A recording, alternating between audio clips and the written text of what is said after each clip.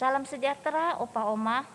Saya berharap kita semua dalam keadaan yang sehat dan sukacita. Saat ini kita akan memuji Tuhan dan mendengarkan firman Tuhan yang akan dibawakan oleh Pendeta Angelin Chandra dengan tema tetap berguna seperti Kaleb. Mari kita siapkan hati kita sebelum beribadah dengan bersaat teduh.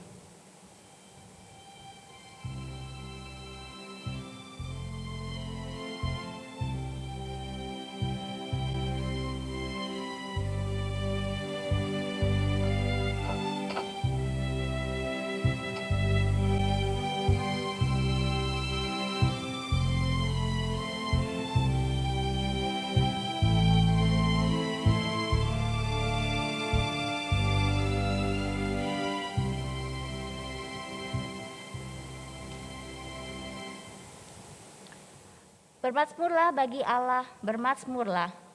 Bermazmurlah bagi Raja kita, bermazmurlah. Sebab Allah adalah Raja seluruh bumi. Bermazmurlah dengan nyanyian pengajaran. Mari Opa Oma, kita datang ke hadapannya dan bersorak haleluya.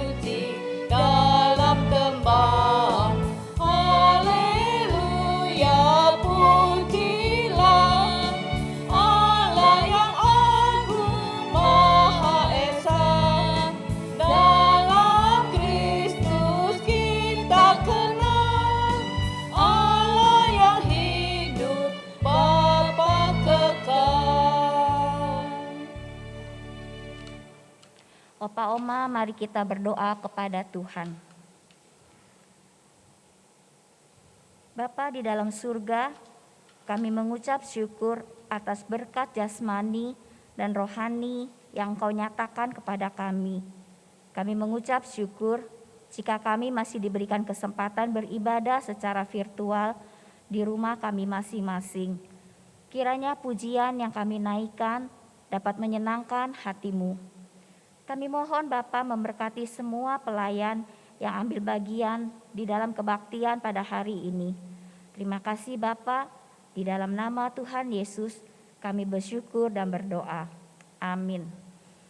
Opa Oma, kini tiba saatnya bagi kita untuk mendengarkan firman Tuhan dengan tema tetap berguna seperti Kaleb. Mari kita siapkan hati kita dengan menaikkan pujian, Kaulah ya Tuhan, surya hidupku.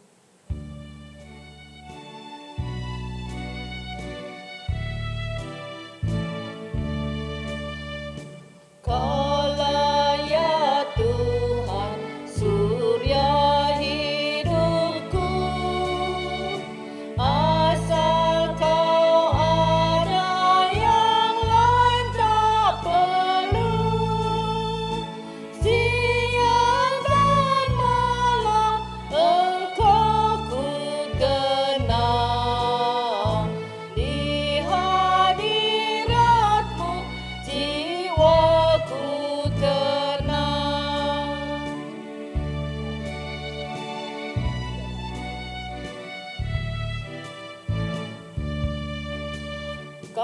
Kaulah hikmatku, firman hidupku.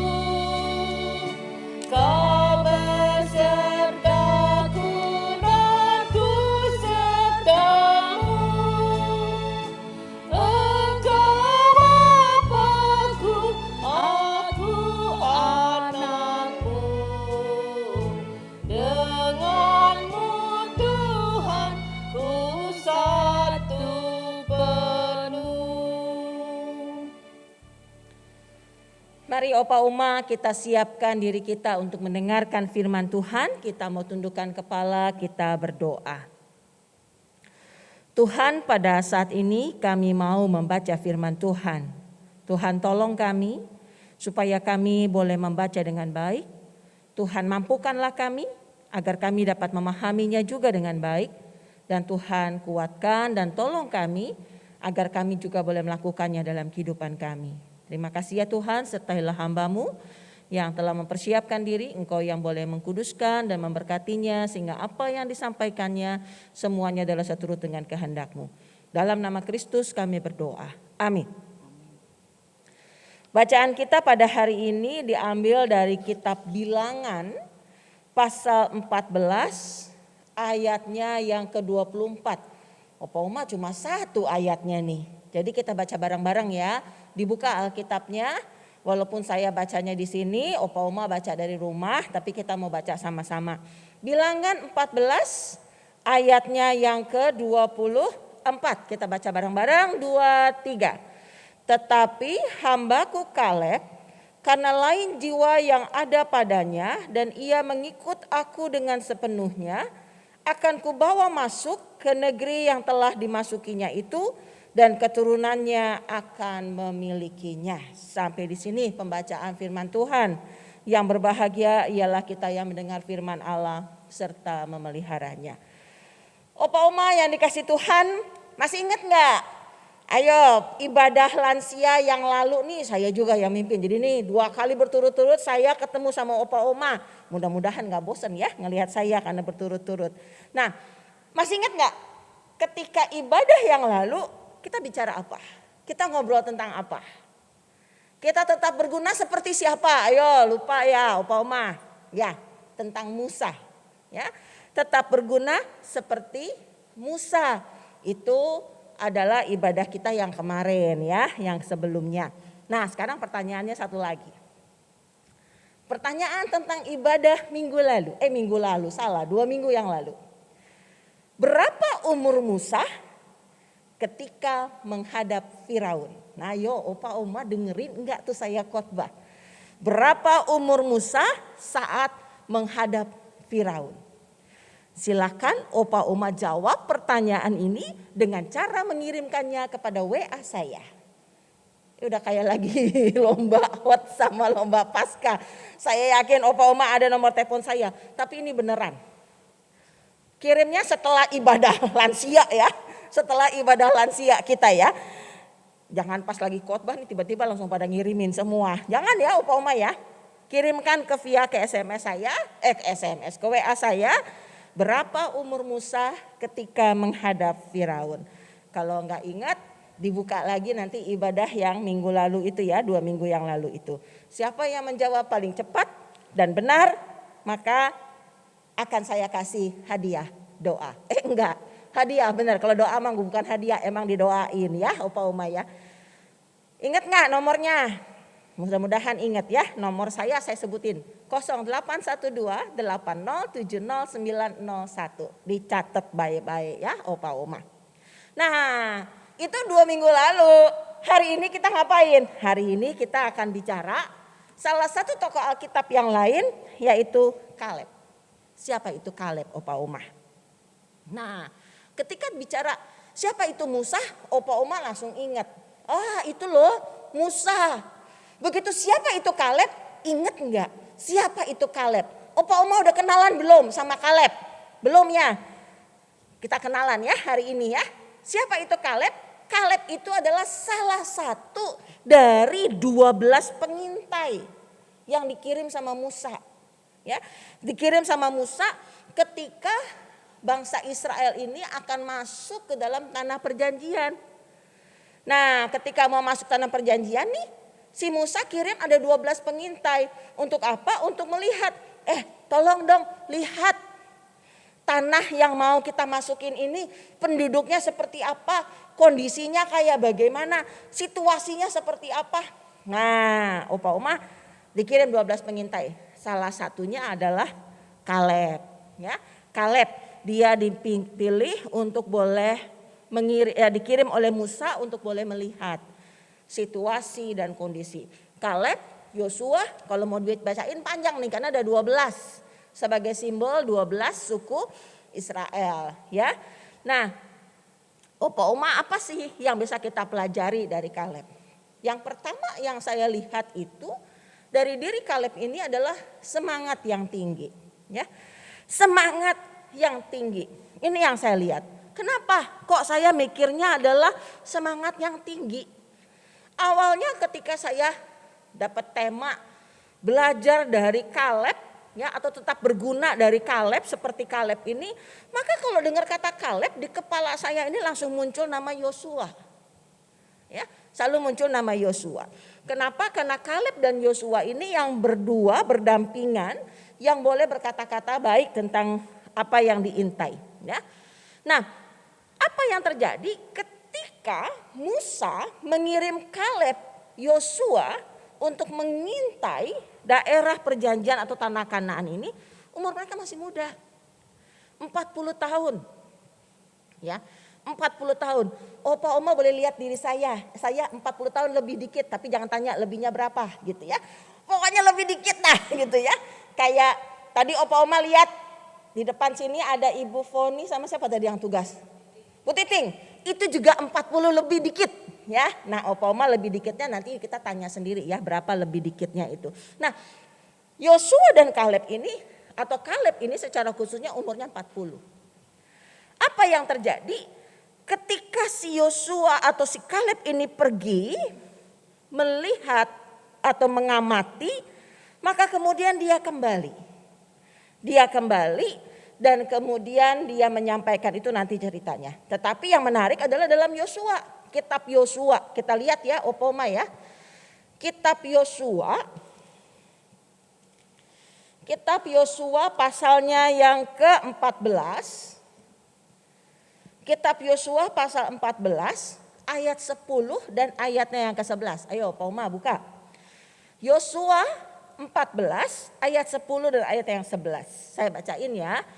Jadi sekarang sesungguhnya Tuhan telah memelihara hidupku seperti yang dijanjikannya. Kini sudah 45 tahun lamanya sejak diucapkan Tuhan diucapkan Tuhan firman itu kepada Musa. Dan selama itu orang Israel mengembara di padang gurun. Jadi sekarang telah berumur 85 tahun aku hari ini. Pada waktu ini aku masih sama kuat seperti pada waktu aku disuruh Musa. Seperti kekuatanku pada waktu itu, demikianlah kekuatanku sekarang untuk berperang dan untuk keluar masuk. Berapa umurnya Opa Oma? 85 tahun. Jadi mengintai di usia 40, lalu 40 tahun perjalanan keliling-keliling, ya, bukan keliling luar negeri ya, saudara-saudara, tetapi di padang gurun. Lalu 5 tahun lagi berikutnya dan dikatakan usia saya sekarang adalah 85 tahun. Apa yang terjadi? Dia mengatakan sekarang untuk berperang dan untuk keluar masuk. Berperang dan keluar masuk. Ia mau pergi berperang untuk apa? Untuk menguasai tanah Hebron yang diberikan kepada dia. Saya bilang semangat yang tinggi tadi yang saya pelajari dari Kaleb. Bayangin Opa Oma, umur 85 tahun. Ya, 85 tahun, umur lanjut tidak menghalangi Kaleb untuk tetap berkarya. Tidak menghalangi Kaleb untuk tetap merebut daerah Hebron yang dijanjikan kepada dia dan keturunannya. 85 tahun tidak menghalangi dia untuk tetap melakukan sesuatu. Opa Oma, Luar biasa. Kenapa? Apakah kalau orang pada masa itu umur 85 tahun itu berarti dia nggak ada sakit? Nggak. Tetap ada kurang. Ya. Ketika umur kita bertambah, mau zaman dahulu sampai zaman sekarang ya sami mawon. Umur kita bertambah, dengan bertambahnya usia, maka otomatis ada sesuatu yang berkurang dari dalam diri kita. Tapi beda-beda tiap orang, ya, tiap orang beda-beda. Ada orang yang umurnya masih 60-70 tahun, pendengarannya mulai kurang. Ada yang umur 80, pendengarannya masih tajam. Ada orang umur 65, matanya mulai tidak bisa awas, ya. Tapi ada orang umur 90 tahun masih bisa baca Alkitab tanpa pakai digini-giniin. Kenapa? Karena masih lancar. Ya, tiap orang berbeda-beda. Tetapi ada sesuatu yang berkurang di dalam diri setiap orang bertambah usia. Ada yang orang umur 95 masih main tenis. Tapi ada orang umur 70, 65 tahun udah pakai tungkat. Saya baru 40 lebih tuh udah pakai tungkat gitu ya. 40 lebih jangan dibahas ya Opa Uma ya lebihnya berapa ya. Pakai tungkat walaupun belakangan ini tungkatnya udah nggak ada. Kalau dulu ada tungkat nih di belakang mimbar. Ya, sekarang udah enggak, udah rada mendingan sedikit. Jadi salah satu sisi baik dari pandemik adalah saya agak berkurang sakit lututnya. Nah, tetapi artinya apa? Bahwa tiap orang berbeda, tetapi itu tidak menghalangi Kaleb untuk tetap berkarya. 85 tahun, bayangkan. Kenapa bisa demikian? Karena Kaleb memiliki semangat yang tinggi. Semangat untuk berkarya, semangat untuk melakukan sesuatu. Opa Oma, kondisi kita terbatas sekarang, umur kita makin hari makin bertambah. Keadaan pandemiknya bukan makin hari makin kurang, tapi yang ada makin hari makin bertambah juga gitu ya. Tetapi jangan sampai semangat kita luntur. Semangat kita harus tetap tinggi, belajar seperti Kaleb untuk apa memiliki semangat yang tinggi. 85 tahun tidak menghalangi Kaleb untuk tetap berkarya. 85 tahun tidak menghalangi Kaleb untuk berperang, merebut daerah Hebron untuk dirinya dan juga untuk keturunannya. Berperang, berkarya, melakukan sesuatu walaupun mungkin ada keterbatasan di sana.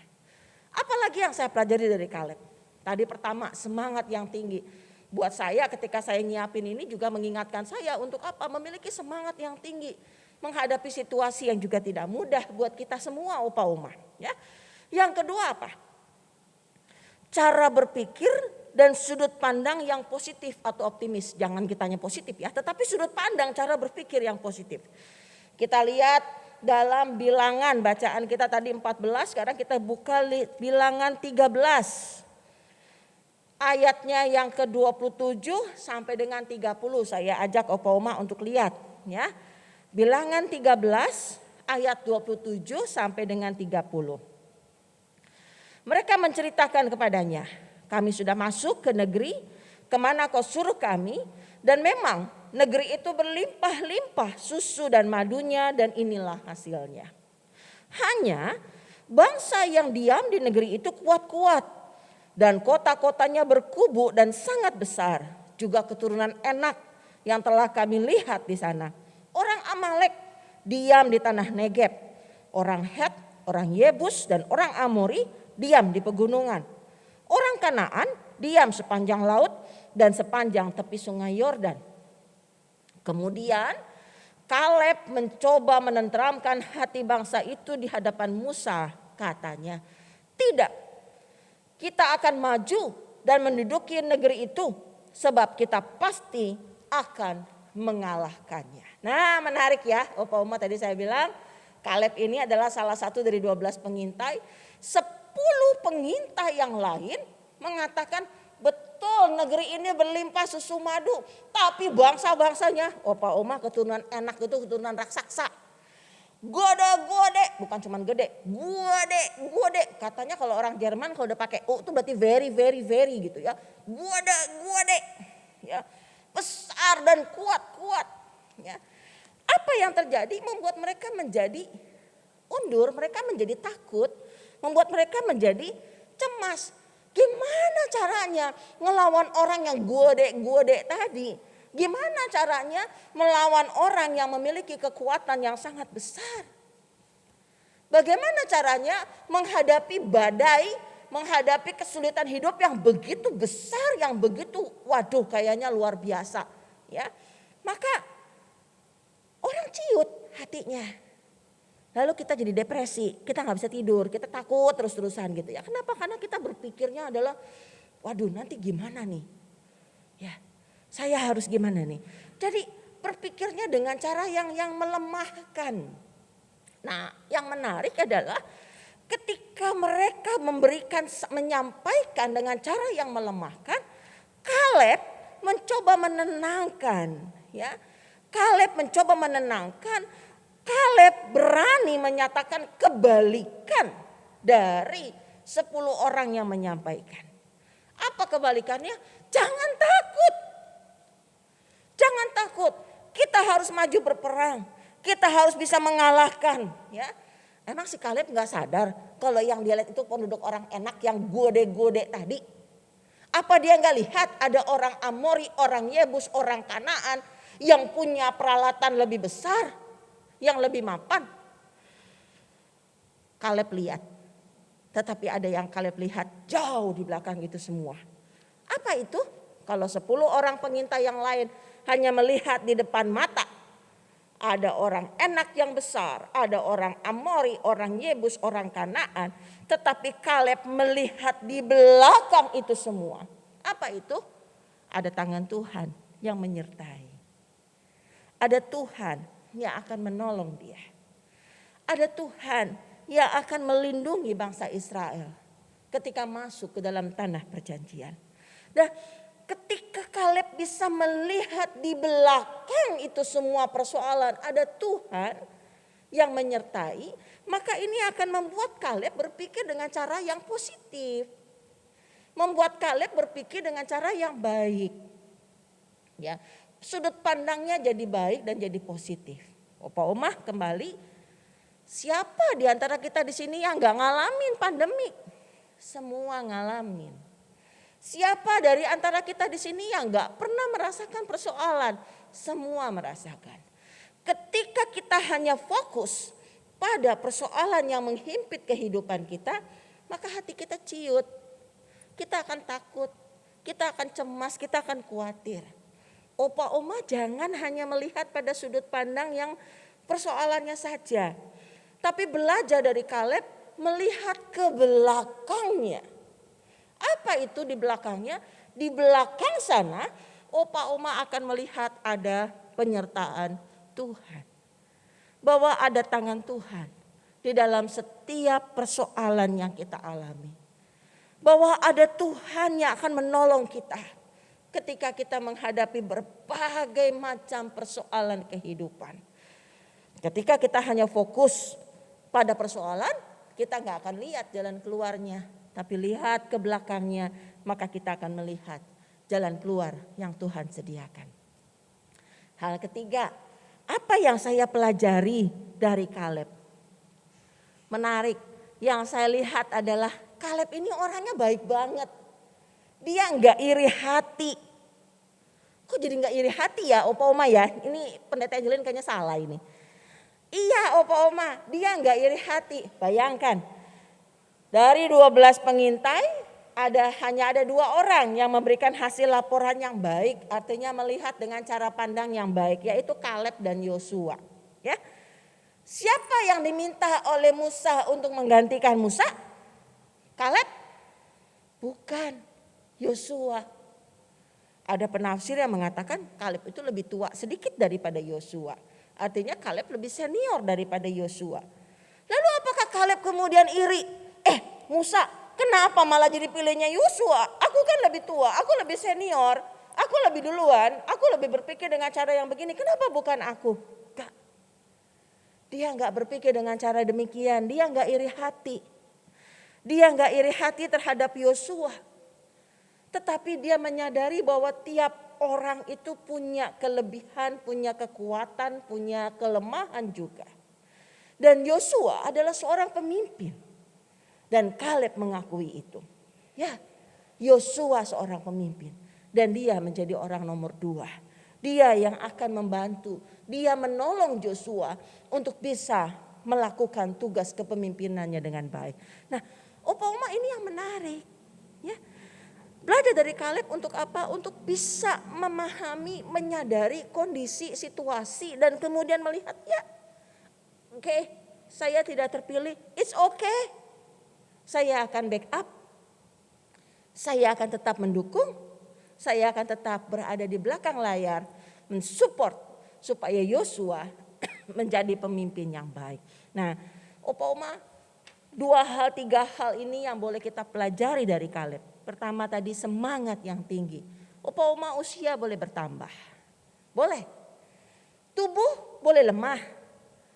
Ada banyak sakit sana sini. Ini setahun setengah saya gak ketemu Opa Oma. Kalau ketemu kayaknya banyak cerita nih.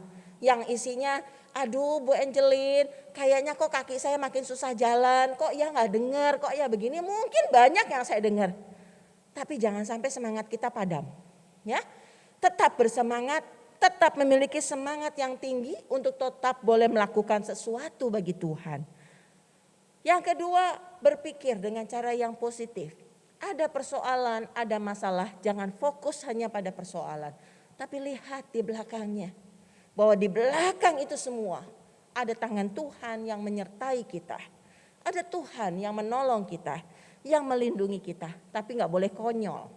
Ya, gak boleh konyol. Kita tetap harus menghadapi situasi itu. Tetap harus hadapi persoalannya. Tetap harus jaga diri. Tapi tetap percaya Tuhan akan menolong kita. Jadi jangan fokus pada masalah. Atasi masalah dengan keyakinan bahwa di belakang sana ada tangan Tuhan yang akan menyertai, berpikir dengan positif. Ketiga, belajar untuk tidak iri hati. Kenapa? Karena setiap kita punya kelebihan, punya kekurangan. Biarlah kelebihan kita menutupi kekurangan yang lain. Kelebihan yang lain menutupi kekurangan kita. Karena kita semua adalah saudara. Tuhan menolong kita semua. Amin.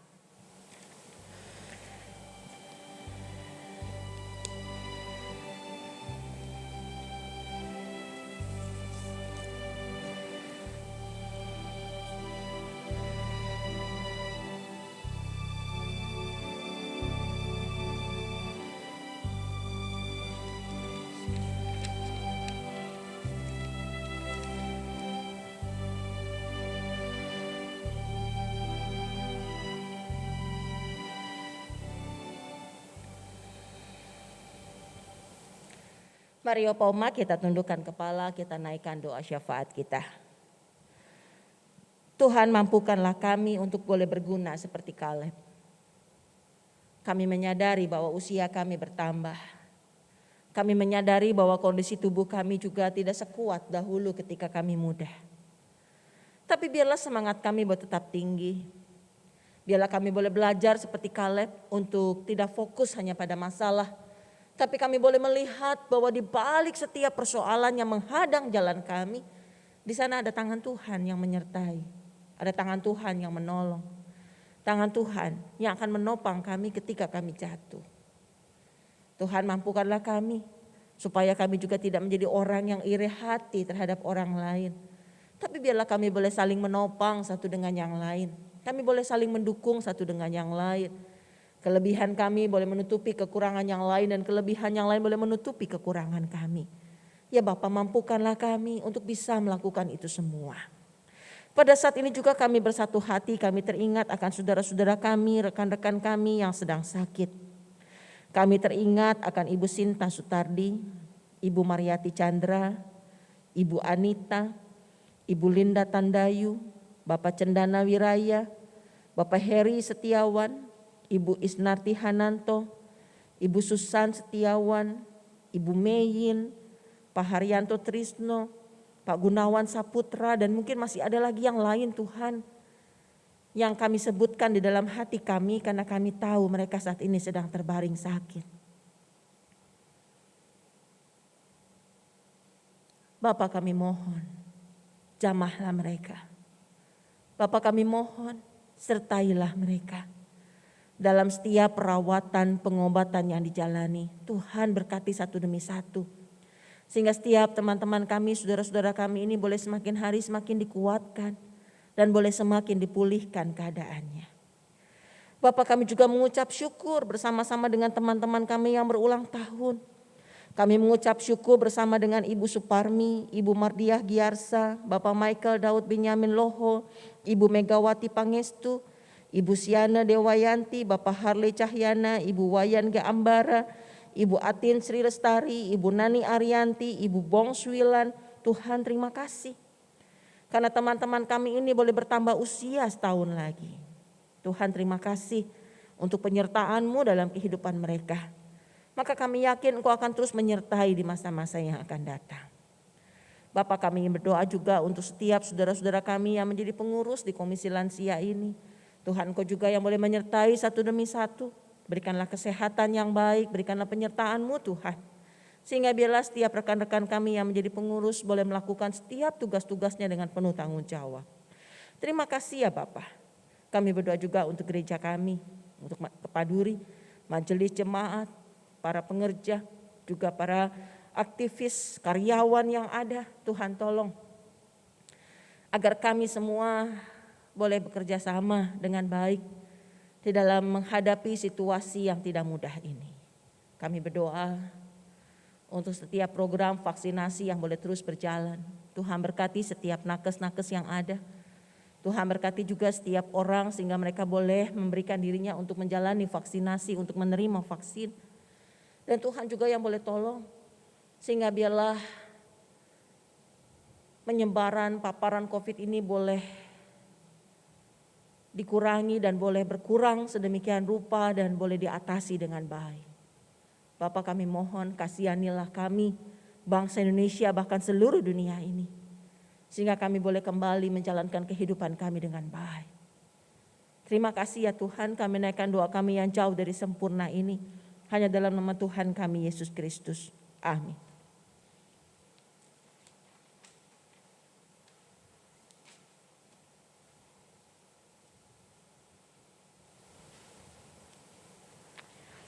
Pak Oma, sekarang waktunya kita memberikan persembahan syukur kita kepada Tuhan.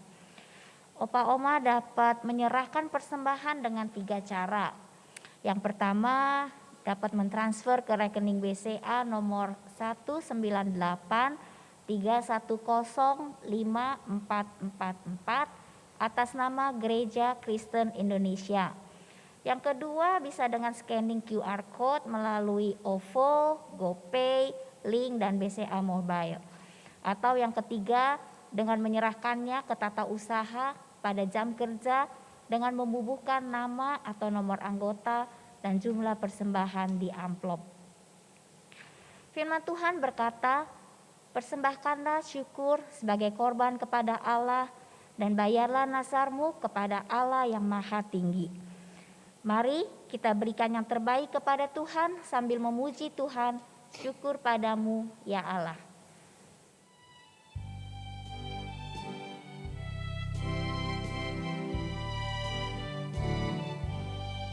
Syukur padamu ya Allah atas segala rahmat-Mu. Syukur atas kecukupan dari kasih-Mu penuh.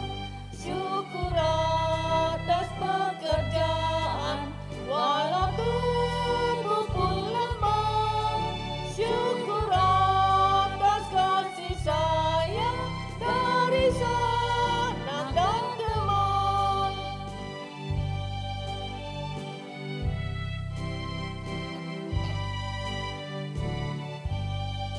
Syukur atas keluarga penuh kasih yang mesra.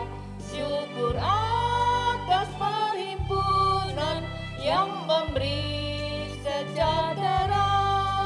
Syukur atas kekuatan kala duka dan kesal. Syukur atas pengharapan kini dan selamanya. Ya, Opa Oma yang terkasih, mari kita berdoa. Ya Tuhan, Sang Pencipta langit dan bumi, kami datang kepadamu menghaturkan rasa syukur kami kepadamu. Tidak sedetik pun Engkau melupakan kami. Engkau memberkati kami dengan berkat-berkat yang terbaik. Saat ini kami membawa rasa syukur kami di dalam bentuk persembahan. Terimalah ya Tuhan, dan jadikanlah persembahan ini sebagai alat untuk memuliakan nama-Mu. Di dalam nama Tuhan Yesus kami berdoa. Amin. Opa Oma, kita akan melanjutkan perjalanan iman kita. Mari kita memelihara hidup setia di hadapan Tuhan, sebagaimana telah diteladankan Kaleb. Di tengah sisa waktu yang ada, marilah kita senantiasa memuliakan Tuhan dan menjadi berkat bagi sesama.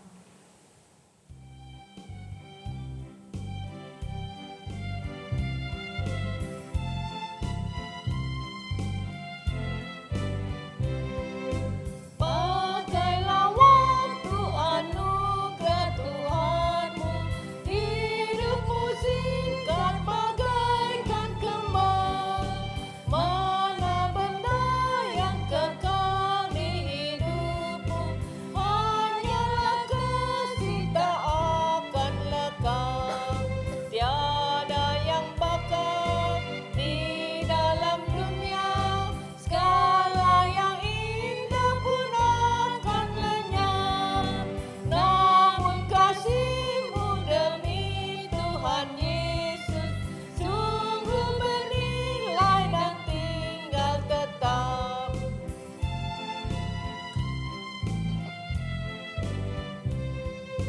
Janganlah sia-siakan waktumu, hibur dan tolonglah yang berkeluh. Biarlah lampumu terus bercahaya, muliakanlah Tuhan di hidupmu. Tiada yang bakal di dalam dunia, segala yang indah pun akan lenyap. Namun kasih-Mu demi Tuhan Yesus sungguh bernilai dan tinggal tetap. Opa Oma, arahkanlah hatimu kepada Tuhan dan terimalah berkat Tuhan. Tuhan memberkati engkau dan melindungi engkau. Tuhan menyinari engkau dengan wajah-Nya dan memberikan engkau kasih karunia. Tuhan menghadapkan wajah-Nya kepadamu dan memberikan engkau damai sejahtera. Terima kasih Bapa, terima kasih Bapa di dalam surga, ku berterima kasih. Amin.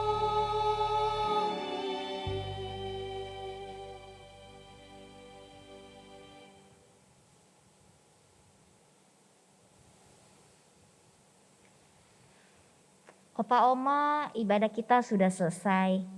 Saya ingin menyampaikan ayat hafalan buat Opa Oma yang terambil dari 1 Yohanes 3 ayat 24. Demikian bunyinya. Barang siapa menuruti segala perintah-Nya, ia diam di dalam Allah dan Allah di dalam dia. Dan demikianlah kita ketahui bahwa Allah ada di dalam kita, yaitu Roh yang telah Ia karuniakan kepada kita. Saya bacakan satu kali lagi ya. Dari 1 Yohanes 3 ayat 24. Barang siapa menuruti segala perintah-Nya, ia diam di dalam Allah dan Allah di dalam dia. Dan demikianlah kita ketahui bahwa Allah ada di dalam kita, yaitu Roh yang telah Ia karuniakan kepada kita. Opa Oma, ibadah kita sudah selesai. Kami berdoa kiranya Opa Oma tetap diberkati Tuhan dengan kesehatan dan sukacita.